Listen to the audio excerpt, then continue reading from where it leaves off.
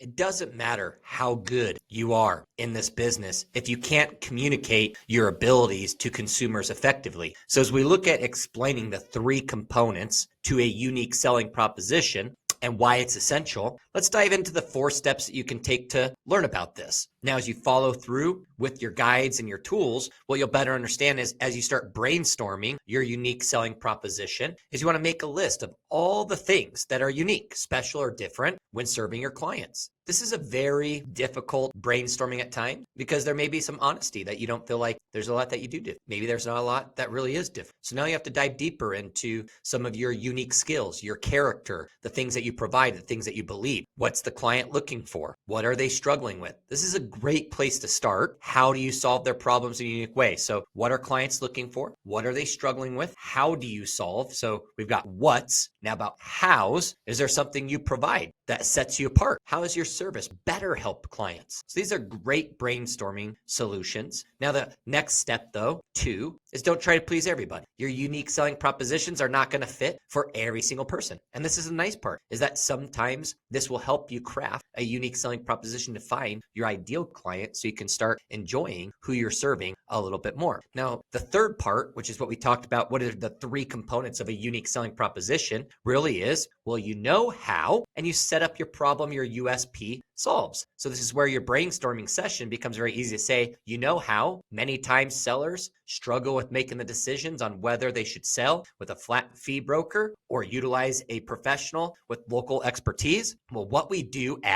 and what you're going to do is share your unique selling proposition. Well, what we do here is we are a team that operates behind over 1,500 transactions of experience that has helped us identify exactly what clients value and the needs for every specific situation to ensure that they maximize their profits and don't leave a single dollar on the table. Is that something you'd like to hear about? So your unique selling proposition is something quickly that talks about creating an awareness to a problem that they would say is mutually agreed upon. They're aware of that. And then setting up how at your company you guys solve that, or how you as an individual solve that and what it leads to. And is that something that they would want to learn about? That's how you know your USP is working, is because a lot of people would say, yes, that is something that I am interested to hear more about. And after that, the 4th step is showing them now versus telling them. So you did a great job at asking questions and building curiosity. They feel like you know them because you're showing them that you know them based off the questions you asked, how you're relating their problems to solutions that they find value. And now you're asking courageous questions around, is that something you'd be interested in, and getting a yes. So now if you're going to show them, let's bring it to the board and make sure they can see it. Because remember, if they were thinking about it, that's the first step. But now if they can see it and start believing it, that's the next step. And you're going to get much farther in the next action after showing them what your value proposition is. Because at that point, we need to move towards the next steps now that they want to go with it.